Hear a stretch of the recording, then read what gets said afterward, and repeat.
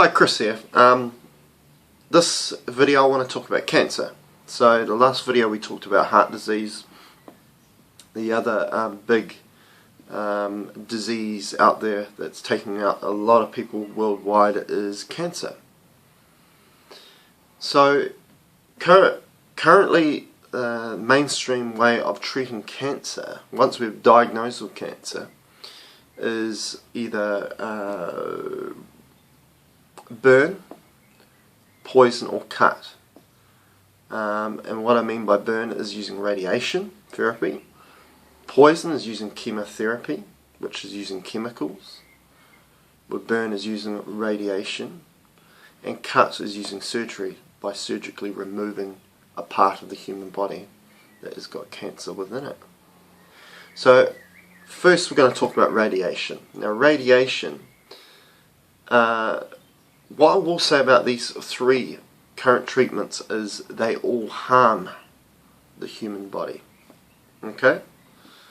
Radiation will kill cancer cells. They will kill cancer cells. There is some truth to that. But it will also damage and kill off healthy cells at the same time. Chemotherapy, using chemicals, will kill cancer cells. But they'll also kill off and damage healthy cells and healthy tissue. And when we're getting something removed, we're removing something within the body that was there for a reason.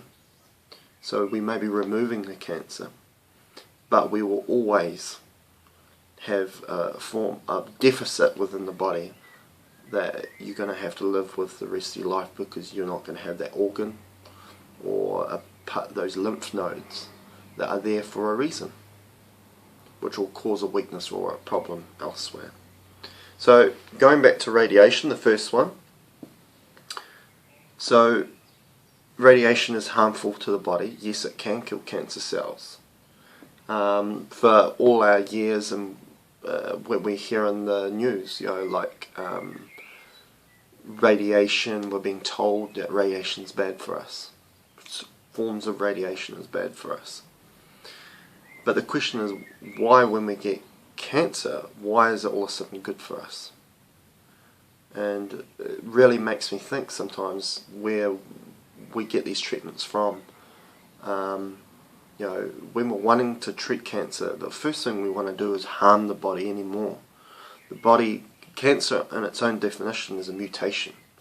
It's a mutation of cell replication within the body. Now, it's well known that radiation causes mutation within the human body. I think anybody can understand that. So, if we've got a mutation of a replication of of the cells in our body, that process isn't working correctly in our body, and there's a reason for it.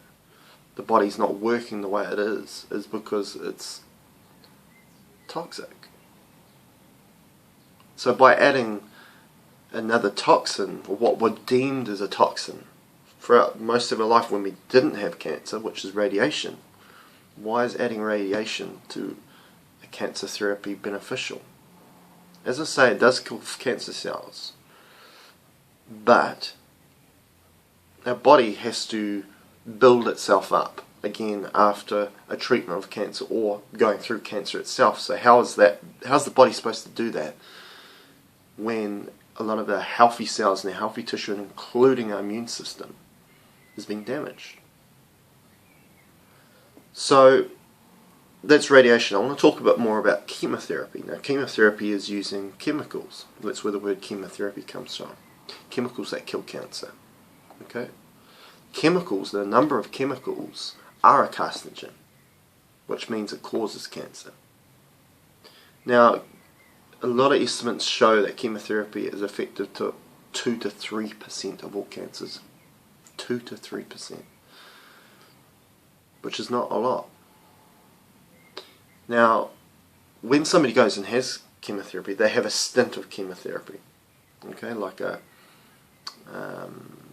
they'll have a duration of chemotherapy and then they have to stop. Now, the reason why they have to stop, and you don't just continue having chemotherapy until the cancer is fully gone, is because the chemotherapy treatment will kill you before the cancer kills you.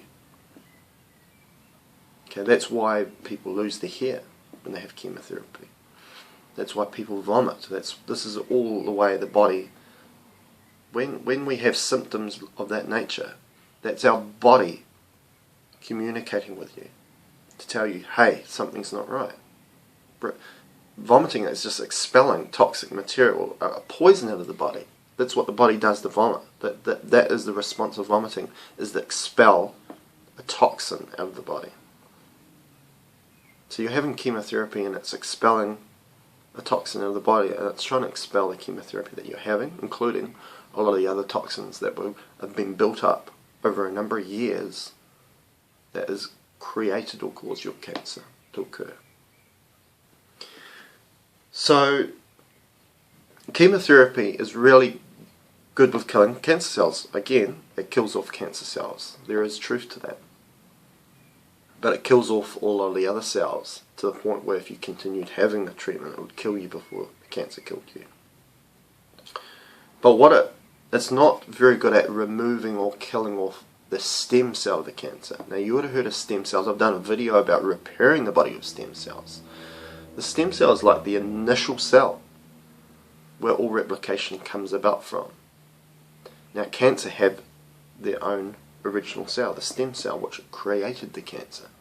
Now, if we're killing off a number of cells, this is where you might have heard a doctor tell you, or an authority within medicine tell you, that you can have chemotherapy and it will give you a few more months' life, but we can't cure the cancer. And that's because it's killing off a number of cells, but it's not going to get to the point where it's going to kill off the stem cell, because if we kill the cancer stem cell, then cancer can't reproduce itself and it's gone. It's been removed from the body. The cancer's gone. Okay. So now chemotherapy, well, destroying healthy tissue, it destroys your immune system. Your immune system is required and needs to be strong to prevent somebody getting a filtration within the body of cancer. Because the truth of it is that we get mutations happening all the time in cell replication in our body throughout our lifetime. But our immune system is smart enough to stop it from getting to the point where you get a tumour or you get cancer. So your immune system is your filtration device, and it's your intelligence within the body. And now, if you don't have an immune system, then you're at high risk of a lot of diseases, including cancer. So chemotherapy destroys your immune system, and you need that immune system to defeat cancer. Quite often, people will get chemotherapy, they'll kill off a lot of cancer cells, but the cancer bites back very quickly, and the replication of the cancer cells speed up. And that's because the immune system isn't there to stop it or slow it down, because it's been harmed by the treatment itself. So that's radiation chemotherapy. Now we'll talk about surgery. Out of the three methods, surgery probably has a bit more validity to it. If the cancer is localized or a tumor is localized, and you can get there's some benefit in removing it with surgery, for sure. But if we're remember, every component in your body, including your tonsils, which get removed for many years, just got removed on whim, really. There's no need for tonsils, there's no need for appendix, but with recent knowledge now, is that every component in your body is there for a reason, including your appendix, including your tonsils. They're a part of your immune system. So if you get something surgically removed, like lymph nodes for example, then your lymphatic system isn't going to work correctly. Okay, and your lymphatic system is very essential. It works hand in hand with your immune system. Or if you get bowel cancer and they have to cut out part of your bowel, you're for the rest of your life you may have to wear a bag on the outside of your body where all fecal matter have to go into. Okay, and you have to live with that for the rest of your life. So there are downsides to obviously surgery as well. Again, it does harm the body. The first thing you want to do whenever you're treating illness, and cancer included, is not harm the body. You want to do as many things as you can do to not harm the body, because we need to build the body up, because the body has the answers for all illnesses and diseases. It has the answers. If we feed the body and do the right things to the body to nurture it, it has the answers. When we damage it and harm it, then it's no good to us. It's not going to help us. Okay, so I'm going to talk about the statistics now of cancer success. Now, over in America, and they've done this for a very long time, is that there's the 5-year success rate. Now, if you've had cancer and they've treated your cancer and you've gone to remission and you haven't had that cancer come back within 5 years, you're cured. That's where the term cure comes from in regards to cancer and the statistics involved with success rates. But if you didn't have a remission within that 5 years, but then 2 weeks later, after that 5 years, you died of cancer, you go into the statistics as being a success and being a cure. So you're dead by cancer 2 weeks, you died of cancer 2 weeks after that 5-year period, but you still go down in the statistics as being a success to that treatment for cancer and you having a cure. Now, that kind of tarnishes those results, doesn't it? So anyway, that's talking about our current treatments of cancer. The next video, we're going to talk about alternatives with treating cancer, including what I do here at Truly Holistic with using energy medicine. And what all these treatments have in common is they do not harm the body.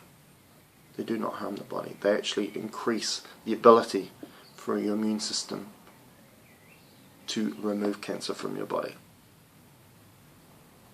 Anyway, I'll see you in the next video.